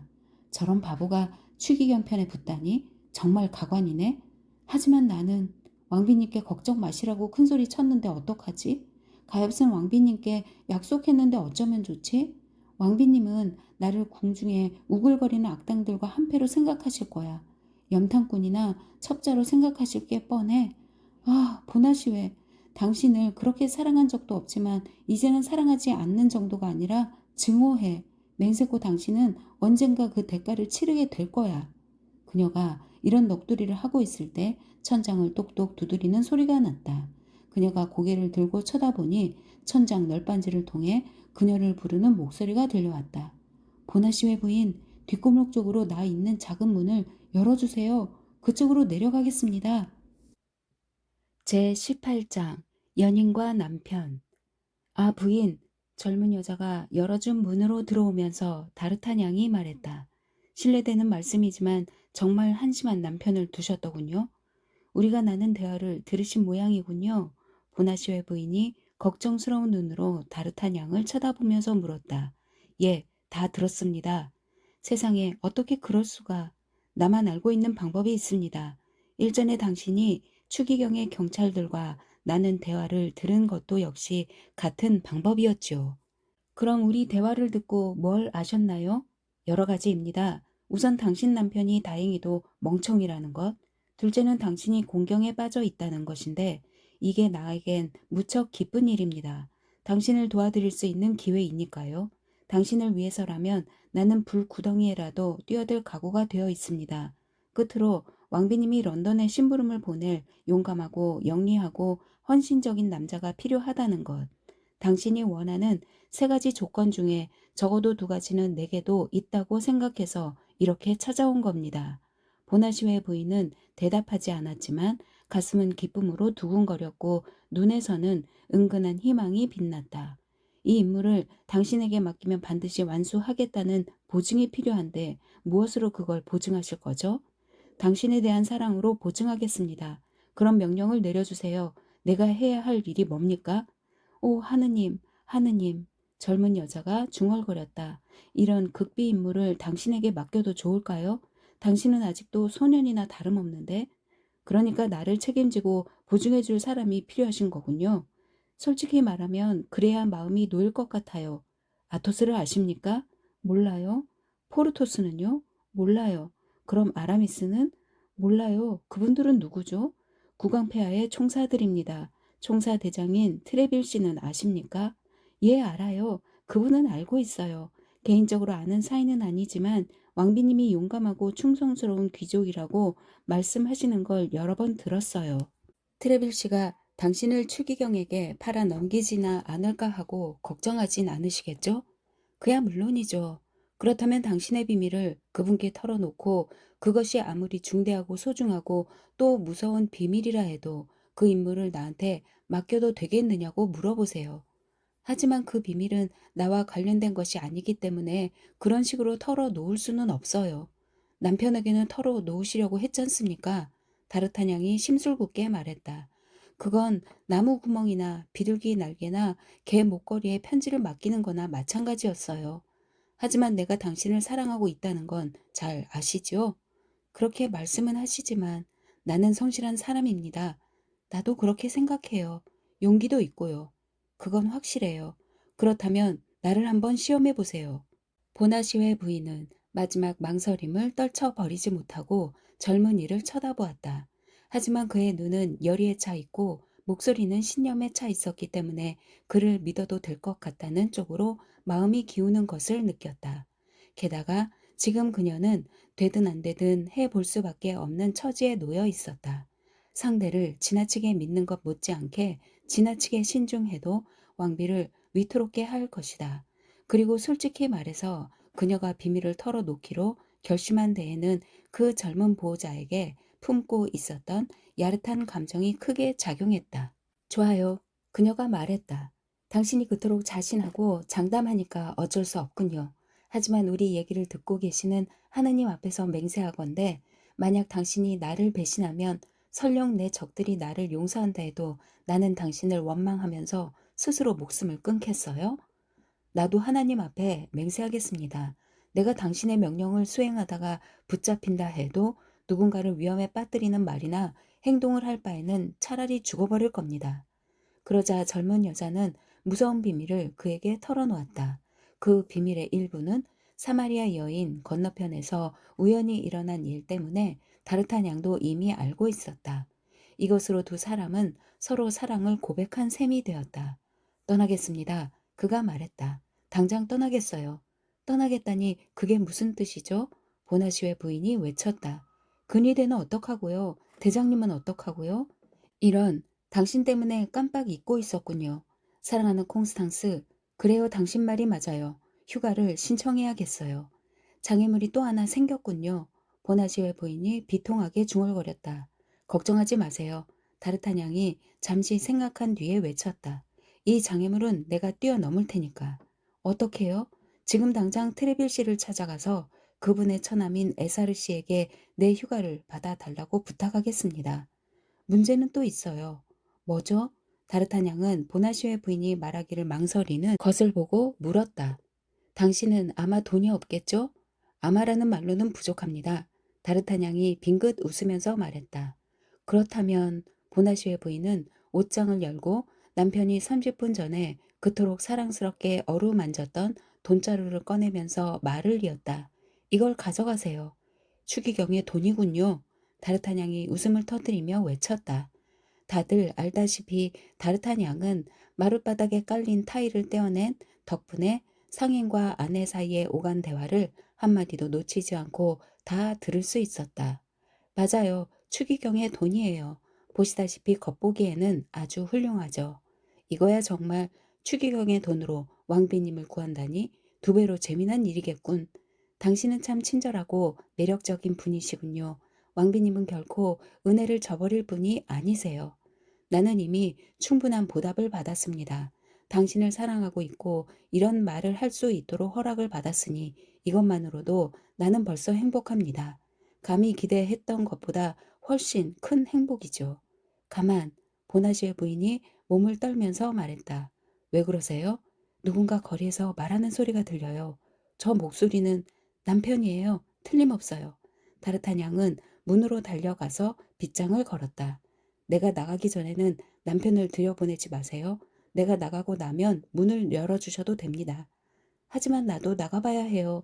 내가 여기 있으면 그 돈이 사라진 걸 어떻게 설명할 수 있겠어요. 그렇군요. 당신도 역시 떠나야겠어요. 어떻게 나가죠? 우리가 나가면 남편이 볼 텐데요. 그럼 내 방으로 올라가면 됩니다. 아, 보나시의 부인이 외쳤다. 그런 식으로 말씀하시니 겁이나 죽겠어요. 보나시의 부인이 눈물을 글썽거리며 말했다. 그 눈물을 보고 다르타냥은 당혹하고 감동하여 털썩 무릎을 꿇었다. 내 방에서는 신전에 있는 것처럼 안전할 겁니다. 귀족의 명예를 걸고 약속할게요. 그럼 빨리 가요. 보나시의 부인이 말했다. 당신을 믿겠어요? 다르타냥은 조심스럽게 빗장을 다시 열었고 두 사람은 그림자처럼 가볍게 뒷골목으로 통하는 쪽문을 빠져나간 다음 조용히 계단을 올라가 다르타냥의 방으로 들어갔다. 일단 방에 들어가자 다르타냥은 더욱 안전하도록 문 앞에 바리케이드를 쳤다. 그들은 창가로 가서 거창 틈새로 밖을 내다보았다. 보나시회가 망토를 걸친 사내와 이야기하고 있었다. 망토를 걸친 사내를 보자 다르타냥은 펄쩍 뛰더니 칼을 반쯤 뽑은 채 문으로 달려갔다. 바로 맹에서 만난 사내였다. 뭐 하시는 거예요? 보나시의 부인이 외쳤다. 그러면 우리 둘 다 끝장이에요. 하지만 나는 저놈을 죽이겠다고 맹세했어요. 다르타냥이 말했다. 당신 목숨은 당분간 당신 게 아니에요. 왕비님의 이름으로 나는 당신에게 여행에 따른 위험 말고 다른 위험에 몸을 던지는 것을 일절 금지하겠어요. 당신 자신의 이름으로는 아무것도 명령하지 않을 건가요? 내 이름으로는 보나시의 부인이 강렬한 감정이 담긴 목소리로 말했다. 나 자신의 이름으로는 당신에게 간청할게요. 아, 잠깐만요. 조용히 들어보세요. 남편과 저 남자가 내 이야기를 하고 있는 것 같아요. 다르타냥이 창가로 다가가서 귀를 곤두세웠다. 보나시오에는 문을 열었지만 집에 아무도 없는 것을 알자 망토 차림의 사내에게 돌아왔다. 집사람은 가버렸습니다. 벌써 루브르에 돌아가 있을 겁니다. 당신이 외출한 이유를 부인이 눈치채지 못한 게 확실해? 미지의 사내가 물었다. 그럼요, 확실합니다. 보나시웨가 자신 있게 대답했다. 생각이 짧은 여자거든요. 수습 근위대원은 집에 있나? 없는 것 같습니다. 보시다시피 거창이 닫혀 있고 틈새로는 불빛이 새어나오지 않으니까요. 아마 그렇겠지만 그래도 확인해 볼 필요가 있어. 어떻게 확인하죠? 문을 두드려봐. 하인한테 가서 물어보겠습니다. 그렇게 해. 보나시웨는 집 안으로 다시 들어가서 조금 전에 두 사람이 빠져나간 문을 지나 다르타냥의 방 앞 층계참으로 올라가 문을 두드렸다. 아무 대답도 없었다. 플랑쉐는 포르토스가 허세를 부릴 필요가 있어서 빌려갔기 때문에 그날 밤에는 집에 없었고 다르타냥은 인기척을 내지 않으려고 숨죽이고 있었다. 보나시웨가 문을 두드린 순간 두 젊은 남녀는 가슴이 두근거리는 것을 느꼈다. 아무도 없습니다. 보나시에가 말했다. 아무튼 당신 집으로 가세. 그게 문간에 서 있는 것보다 안전할 거야. 맙소사. 보나시의 부인이 작은 소리로 말했다. 안으로 들어가면 아무 소리도 듣지 못할 거예요. 못 듣기는커녕 훨씬 잘 들을 수 있을 겁니다. 다르타냥이 말했다. 다르타냥은 마룻바닥에서 타일 서너 개를 드러냈다. 그러자 그의 방은 디오니시우스의 귀가 되었다. 그는 바닥에 깔개를 깔고 그 위에 무릎을 꿇은 다음 보나시의 부인에게도 자기처럼 해보라고 손짓했다. 아무도 없는 건 확실하지? 미지의 사내가 물었다. 장담합니다. 보나시에가 말했다. 부인은 루브르로 돌아갔습니다. 당신 말고는 아무하고도 이야기하지 않았겠지? 확실합니다. 알겠지만 그게 중요해. 그러니까 제가 알려드린 정보가 가치가 있는 거군요. 엄청난 가치가 있지. 그걸 숨기진 않겠네. 그렇다면 추기경 님도 기뻐하시겠네요? 의심할 여지가 없지. 아, 위대하신 추기경 님. 당신과 이야기할 때 부인이 누군가 이름을 입에 올리지 않은 건 확실하지? 이름은 못 들은 것 같습니다. 슈브레즈 부인이나 버킹엄 공자, 베르네 부인의 이름도 나오지 않았겠지? 예, 집사람은 어느 고귀한 분의 심부름으로 저를 런던에 보내고 싶다고 말했을 뿐입니다. 배신자. 보나시웨 부인이 중얼거렸다. 쉬. 다르타냥이 부인의 손을 잡으면서 말했다. 그녀는 아무 생각 없이 그에게 손을 맡겼다.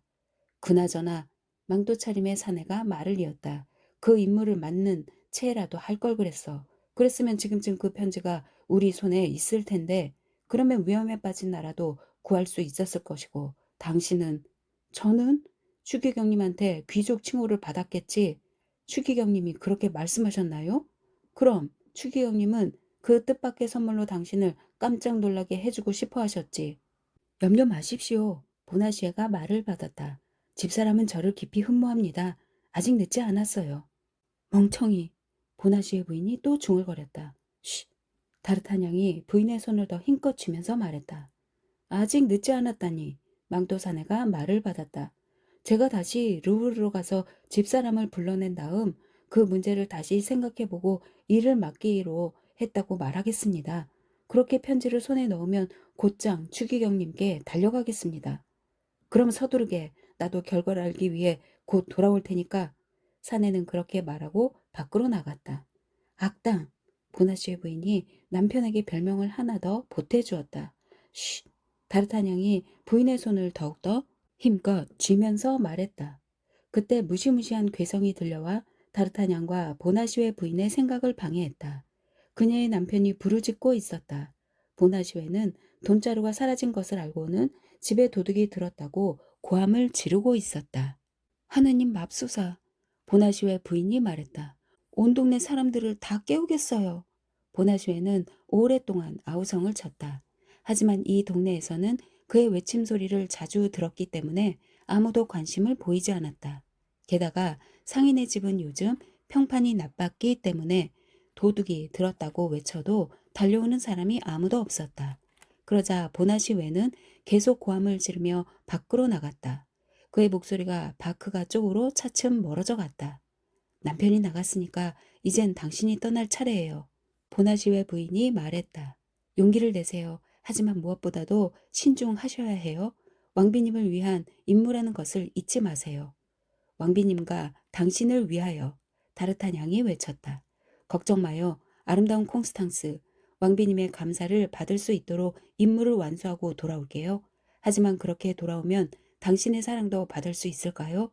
젊은 여자는 볼을 발갛게 물들이는 것으로 대답을 대신했다. 잠시 후 다르타냥이 망토로 몸을 감싸고 밖으로 나갔다. 칼집 때문에 망토 자락이 높이 들려 있었다. 보나시웨 부인은 그의 뒷모습을 오랫동안 눈으로 쫓았다. 여자가 사랑을 느끼고 있는 남자에게 보내는 애정어린 눈길이었다. 하지만 그가 길 모퉁이를 돌아서 사라지자 그녀는 무릎을 꿇고 두 손을 마주 잡고 외쳤다. 오 하느님, 왕비님을 지켜주소서, 저를 지켜주소서. 제19장 작전을 짜다. 다르타냥은 곧장 트레비를 찾아갔다. 몇 분만 있으면 추기경도 그 미지의 산으로부터 보고를 받을 테니 잠시도 지체할 시간이 없다고 생각했는데 그의 판단이 옳았다. 젊은이의 가슴에는 기쁨이 넘쳐 흐르고 있었다. 영광을 얻는 동시에 돈까지 벌 수 있는 기회가 찾아온 것이다. 게다가 이 기회는 마치 그를 격려라도 하려는 듯 그에게 사랑하는 여인까지 데려다 주었다. 따라서 이 우연은 처음부터 그가 감히 신에게 바랄 수 있는 것보다도 훨씬 큰 행운이었다. 트레빌은 단골로 찾아오는 귀족들과 함께 객실에 있었다. 다르타냥도 이 집의 단골 손님으로 알려져 있었기 때문에 곧장 트레빌의 집무실로 들어가 중요한 문제로 기니 드릴 말씀이 있다는 것을 트레빌에게 알렸다. 다르타냥이 5분쯤 기다렸을 때 트레빌이 들어왔다. 다르타냥의 얼굴에 기쁨이 떠올라 있는 것을 보자마자 그는 뭔가 새로운 일이 일어났음을 알아차렸다. 여기로 오는 동안 다르타냥은 트레빌에게 솔직히 털어놓아야 할지 아니면 비밀 임무인 만큼 행동의 자유를 허락해 달라고 요청해야 할지를 자문해 보았다. 하지만 트레빌이 그에게는 언제나 완전 무결한 사람이었고 왕과 왕비에게는 확고한 충성을 바치는 한편 추기경에게는 깊은 증오심을 품고 있기 때문에 젊은이는 그에게 모든 것을 털어놓기로 결심했다. 나한테 할 말이 있다고 트레빌이 물었다. 예, 대장님, 다르타냥이 말했다. 바쁘신데 죄송합니다만 얼마나 중대한 일인지 아시면 제가 방해한 것을 용서해 주실 겁니다. 어디 말해보게 들어줄 테니. 다름이 아니라 다르타냥이 목소리를 낮춰 말했다. 왕비님의 명예, 아니 어쩌면 목숨까지 걸려있는 문제입니다. 뭐라고? 트레빌은 방 안에 단둘이 있음을 확인하려고 주위를 둘러본 다음 묻는 듯한 눈길을 다시 다르타냥에게 돌렸다. 어떤 비밀을 우연히 알게 됐는데요. 그 비밀은 목숨을 걸고서라도 지키는 게 좋아. 하지만 대장님께는 말씀드려야겠습니다. 왕비님께 받은 임무를 수행하려면 대장님의 도움이 필요하니까요. 그 비밀이란 당신의 개인적인 것인가? 아닙니다, 대장님. 그건 왕비님의 비밀입니다. 그 비밀을 나한테 말해도 좋다고 왕비님이 허락하셨나? 아닙니다. 오히려 비밀을 지키라는 분부를 받았습니다. 그런데 왜 나한테 누설하려는 건가? 방금 말씀드렸듯이 대장님의 도움 없이는 아무 일도 할 수 없고 제가 무엇 때문에 도움이 필요한지 모르시면 대장님도 제 부탁을 들어주지 않을지 모른다고 생각했기 때문입니다. 비밀은 지키도록 하고 자네가 무엇을 원하는지 그것만 말해보게. 에사르 대장님께 말씀드려서 저에게 2주간 휴가를 얻어주십시오. 언제부터? 오늘 저녁부터입니다. 파리를 떠날 건가? 임무를 띠고 떠날 겁니다. 어디로 가는지는 말해줄 수 있겠나? 런던입니다. 자네가 목적을 이루지 못하기를 바라는 사람이 있나? 아마 추기경은 무슨 수를 써서라도 저의 성공을 막으려고 할 겁니다. 자네 혼자 가나? 혼자 갈 겁니다. 그러면 봉디를 지나지도 못할 거야. 트레빌의 이름을 걸고 장담하지. 왜요? 도중에 살해당할 테니까. 임무를 위해서라면 죽어도 좋습니다. 하지만 죽어버리면 임무를 완수할 수 없어. 그렇군요. 이런 일에는 네 사람이 출발해서 한 사람만이라도 도착하면 성공이야. 맞는 말씀입니다, 대장님. 그렇다면 아토스, 포르토스, 아라미스가 있지 않습니까? 이들 세 사람이면 충분하지 않을까요?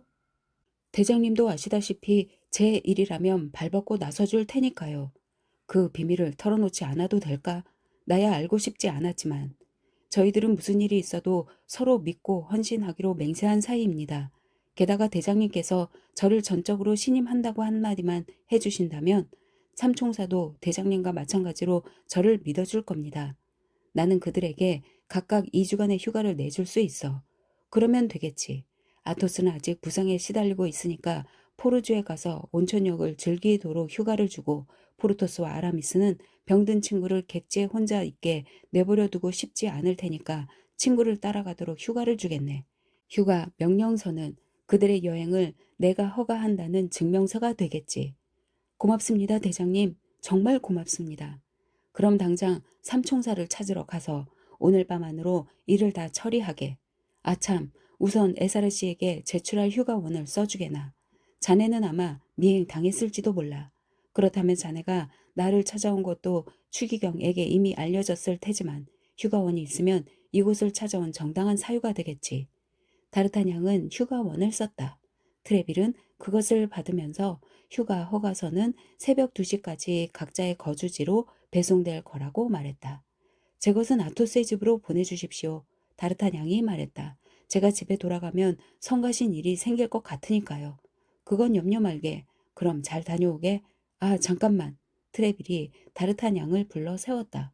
돈은 있나? 다르타냥은 주머니에 들어있는 돈자루를 짤랑짤랑 흔들어 보였다. 충분해? 300피스톨 있습니다. 됐어. 그 돈이면 세상 끝까지도 갈 수 있어. 그럼 어서 가보게. 다르타냥은 트레빌에게 절을 했고 트레빌은 손을 내밀었다. 다르타냥은 감사하는 마음으로 공손히 그 손을 잡았다. 파리에 온 이래 이 훌륭한 인물에게는 찬탄 이외의 다른 감정은 느껴본 적이 없었다. 다르타냥은 언제나 트레빌이 훌륭하고 성실하고 고결한 분이라고 생각했다. 그는 우선 아라미스를 찾아갔다. 다르타냥은 보나시오의 부인을 미행했던 그날 밤 이후 한 번도 아라미스의 집에 간 적이 없었다. 게다가 그 후 아라미스와는 몇 번밖에 만나지 않았지만 만날 때마다 그의 얼굴에 깊은 슬픔이 새겨져 있는 것을 알아차렸다. 이날 저녁에도 아라미스는 침울하고 꿈꾸는 듯한 얼굴로 앉아 있었다. 다르타냥은 그렇게 깊은 수심에 빠져 있는 이유를 물었지만 아라미스는 다음 주에 성 아우구스티누스의 저서 18장에 대한 주석을 라틴어로 써야 하기 때문에 마음이 편치 않아서 그렇다고 변명했다. 두 친구가 잠시 이야기를 나누고 있을 때 트레빌의 하인이 한 통의 편지를 가지고 들어왔다. 뭔가? 아라미스가 물었다. 나리께서 신청하신 휴가 허가서입니다. 하인이 대답했다. 난 휴가를 신청한 적이 없는데. 잠자코 받아둬요. 다르타냥이 말했다. 그리고 자네 이건 수고비일세 반 피스톨이야. 대장님께 아라미스 씨가 진심으로 고마워하더라고 전해주게. 그런가 봐. 하인은 코가 땅에 닿도록 절하고 나갔다. 도대체 무슨 일이야? 아라미스가 물었다. 2주 동안 여행하는데 필요한 물건을 챙겨서 나를 따라오세요. 하지만 난 지금 파리를 떠날 수 없어. 뭘 좀 알아볼 일이 있는데. 아라미스가 말을 하다가 멈추었다. 그 여자가 어떻게 됐는지 알아야겠단 말이죠. 다르타냥이 끊어진 말을 이었다. 누구? 아라미스가 물었다. 여기 와 있었던 여자 말입니다. 수놓은 손수건을 가진 여자. 여기 여자가 와 있었다니 누구한테 들었나? 아라미스가 창백해진 얼굴로 물었다. 내가 봤어요. 그 여자가 누군지도 알고 있나? 짐작은 하고 있죠. 이봐, 자네는 그렇게 많이 알고 있으니까 그 여자가 어떻게 됐는지도 알고 있겠지? 투르에 돌아갔을 겁니다. 투르에? 그래, 자네는 정말 그 여자를 알고 있군. 하지만 그 여자는 왜 나한테 한마디 말도 않고 투르로 돌아갔지? 잡힐까봐 겁이 나서 그랬겠죠. 왜 나한테 편지도 보내지 않았을까? 당신이 위험해질까봐 그랬겠죠. 다르타냥, 자네 덕분에 되살아난 기분이야. 아라미스가 외쳤다. 나는 무시당하고 배신당한 줄로만 생각했어. 그 여자를 다시 만나서 너무 행복했는데 그 여자가 나 때문에 자유를 잃을 위험까지 무릅썼다고는 믿을 수 없었지만 그렇다면 무엇 때문에 파리로 돌아왔을까? 오늘 우리가 영국으로 떠나는 것과 같은 이유예요. 그게 뭐지? 언젠가는 알게 되겠지만 지금은 박사의 조카 딸을 본받아 신중하게 행동해야 합니다. 아라미스는 어느 날 저녁에 자기가 친구들에게 해준 이야기를 생각해내고 빙긋 웃었다. 그럼 좋아. 그 여자가 파리를 떠난 이상, 자네가 그렇게 확신하는 이상 내가 파리에 머물러 있을 이유는 없지. 언제라도 자네를 따라갈 용의가 있어. 그런데 어디로 갈 거야? 우선 아토스의 집에 갈 겁니다. 가고 싶으면 서두르세요. 벌써 시간을 많이 허비했으니까요. 바쟁에게도 말해두세요. 바쟁도 같이 가나? 아마 그럴 겁니다. 어쨌든 지금은 바쟁이 우리와 함께 아토스의 집으로 가는 게 좋겠어요. 아라미스는 바쟁을 불러서 아토스의 집까지 따라오라고 일렀다. 자, 가세. 아라미스는 망토를 걸치고 검과 권총 세 자루를 집어들었다. 그러고는 혹시 굴러다니는 금화라도 있지 않을까 해서 서랍 서너 개를 열어보았지만 아무것도 찾지 못했다.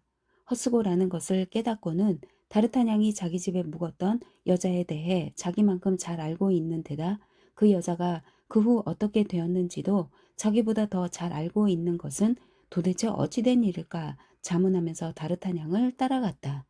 밖으로 나오자 아라미스는 다르타냥의 팔을 잡고 그의 얼굴을 뚫어지게 바라보았다. 그 여자 얘기는 아무한테도 하지 않았겠지? 그럼요. 아토스와 포르토스한테도 한마디도 하지 않았어요. 잘했어. 마음이 놓인 아라미스는 다르타냥과 함께 길을 재촉하여 곧 아토스의 집에 도착했다. 아토스가 한 손에는 휴가 허가서를 다른 손에는 트레빌의 편지를 들고 있었다. 휴가 허가서와 편지를 방금 전에 받았는데 이게 도대체 무슨 뜻인지 설명해 줄 수 있겠나? 아토스가 어리둥절한 얼굴로 물었다. 친애하는 아토스, 자네의 건강을 위해 2주 동안 휴양할 것을 권하네. 포르주 온천이나 어디든 좋은 곳에 가서 하루속히 건강을 회복하기 바라네. 트레빌. 이 휴가 허가서와 편지는 저를 따라가야 한다는 뜻입니다. 포르주 온천으로? 거기든 아니면 다른 곳이든 폐하를 위해선가? 폐하와 왕비님을 위해서요. 우리는 두 분을 섬기고 있지 않습니까? 바로 그때 포르토스가 들어왔다. 이상한 일이 생겼어. 언제부터 총사대가 신청하지도 않은 휴가를 보내주게 됐지? 휴가를 대신 신청해주는 친구가 생긴 뒤부터죠. 다르타냥이 대답했다. 아하, 뭔가 새로운 일이 생긴 모양이지? 그래, 곧 떠날 거야. 아라미스가 말했다. 어디로? 포르토스가 물었다. 거기에 대해서는 하나도 몰라. 아토스가 말했다. 다르타냥한테 물어보게. 런던으로 갑니다. 다르타냥이 말했다. 런던? 포르토스가 외쳤다. 런던에 뭐하러 가는데? 그건 말할 수 없어요. 일단 저를 믿으셔야 합니다. 하지만 런던까지 가려면 돈이 들 텐데 포르토스가 덧붙였다. 그런데 나는 돈이 한 푼도 없어. 나도 아라미스가 말했다. 나도 그래. 아토스가 말했다. 하지만 나한테 돈이 있어요. 다르타냥이 주머니에서 돈자루를 꺼내 탁자 위에 놓으면서 말을 받았다. 이 자루에 300피스톨이 들어있어요. 각자 75피스톨씩 갖도록 합시다. 그거면 충분히 런던에 갔다가 돌아올 수 있어요. 게다가 걱정하지 마세요. 우리 모두 런던까지 가지는 않을 테니까요. 그건 왜? 우리 네 사람 가운데 몇 명은 도중에 남게 될 테니까요.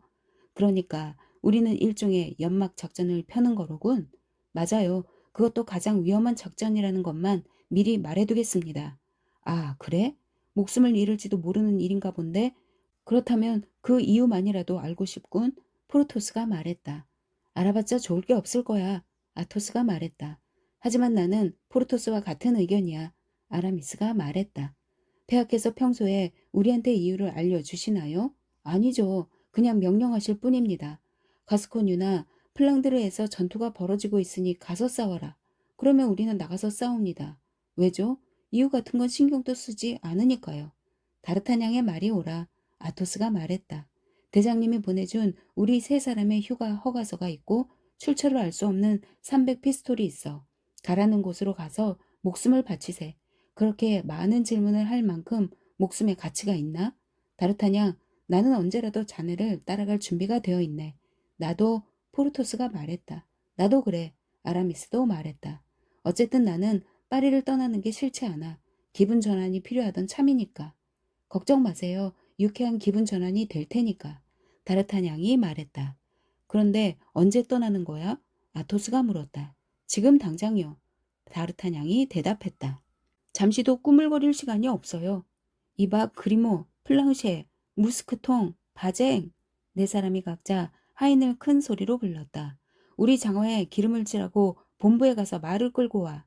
총사들은 자신의 말과 하인의 말을 막사에 두는 것처럼 총사대 본부에 두고 다녔다. 플랑쉐, 그리모, 무스크통, 바쟁은 서둘러 나갔다. 자, 이젠 작전을 세워보자. 포르토스가 말했다. 먼저 어디로 가는 거야? 칼레로 갑시다. 다르타냥이 말했다. 칼레가 런던으로 가는 지름길이니까요. 좋아. 그렇다면 내게 생각이 있어. 말해보세요. 넷이 함께 여행하면 의심을 받게 돼. 그러니까 다르타냥이 우리 각자한테 지시를 해. 내가 먼저 볼로뉴 가도를 따라 나아가면서 장애물을 제거할게. 아토스는 2시간 뒤에 떠나서 아미엔 가도로 나를 따라오고 아라미스는 누아형 가도로 우리를 따라와. 다르타냥은 아무 길이나 따라와도 좋은데 다만 플랑쉐와 옷을 바꿔 입도록 해. 그리고 플랑쉐는 근위대 제복을 입고 다르타냥인 것처럼 우리를 따라오게 해. 내 생각으론 이런 일에 하인을 끌어들이는 것은 좋지 않은 것 같아. 아토스가 말했다. 귀족은 어쩌다 비밀을 누설할 수 있지만 하인은 10중 8구 비밀을 팔아먹게 마련이거든. 포르토스의 계획은 힘들 것 같아요. 다르타냥이 말했다. 여러분에게 어떤 지시를 내려야 좋을지 나 자신도 잘 모르겠거든요. 나는 그저 편지 한 통을 가지고 있을 뿐이고 이 편지는 사본도 없고 봉해져 있기 때문에 사본을 따로 만들 수도 없어요. 그러니까 우리 모두 함께 여행할 수밖에 없다는 것이 내 생각입니다. 편지는 여기 이 주머니 속에 있어요. 그는 편지가 들어있는 주머니를 가리켰다. 내가 죽거든 여러분 가운데 한 사람이 이 편지를 가지고 여행을 계속하세요. 그가 죽게 되면 다음 사람이 뒤를 이어받는 겁니다. 누구든지 한 사람만 목적지에 도달하면 되니까요. 중요한 건 그것뿐이에요. 브라보, 다르타냥, 나도 같은 생각이야. 아토스가 말했다. 게다가 우리는 이야기가 서로 맞아야 돼. 나는 포르주로 온천 치료를 하러 가는 거고 자네들은 나를 따라가는 셈인데 포르주로 온천욕을 가는 대신 바다로 해수욕을 하러 가는 것으로 하면 돼. 그건 내 자유니까. 놈들이 우리를 체포하려고 들면 나는 트레빌 대장님의 편지를 보여주고 자네들은 휴가 허가서를 보여줘. 놈들이 공격하면 우리는 방어하는 거야. 조사를 받게 되면 바닷물에 몸을 담그는 것 외에는 다른 의도가 전혀 없다고 완강히 주장하는 거야. 우리 넷이 뿔뿔이 흩어져 있으면 쉽게 당할지 모르지만 넷이 함께 있으면 하나의 부대나 마찬가지야. 하인들도 권총과 소총으로 무장시켜. 만약 저쪽에서 군대를 보내면 한바탕 전투를 치를 수밖에 없겠지만 다르타냥의 말대로 살아남는 사람이 편지를 전달하는 거야. 좋은 생각이야. 아라미스가 외쳤다. 아토스, 자네는 말을 자주 하지 않지만 일단 말을 시작하면 황금의 입으로 칭송받은 성유한 같아. 나는 아토스의 계획을 따르겠어. 포르토스 자네는? 다르타냥이 괜찮다면 나도 찬성이야. 포르토스가 말했다. 다르타냥은 편지를 가지고 있으니까 당연히 이 작전의 지휘자인 셈이지. 그가 결정하면 우리는 따를 뿐이야. 그럼 좋습니다. 다르타냥이 말했다. 아토스의 계획대로 30분 후에는 출발하기로 하겠습니다. 좋아. 삼총사가 일제히 외쳤다. 그러고는 돈자루로 손을 뻗어 각자 75 피스톨씩 집었고 정해진 시간에 떠날 수 있도록 채비를 갖추러 갔다.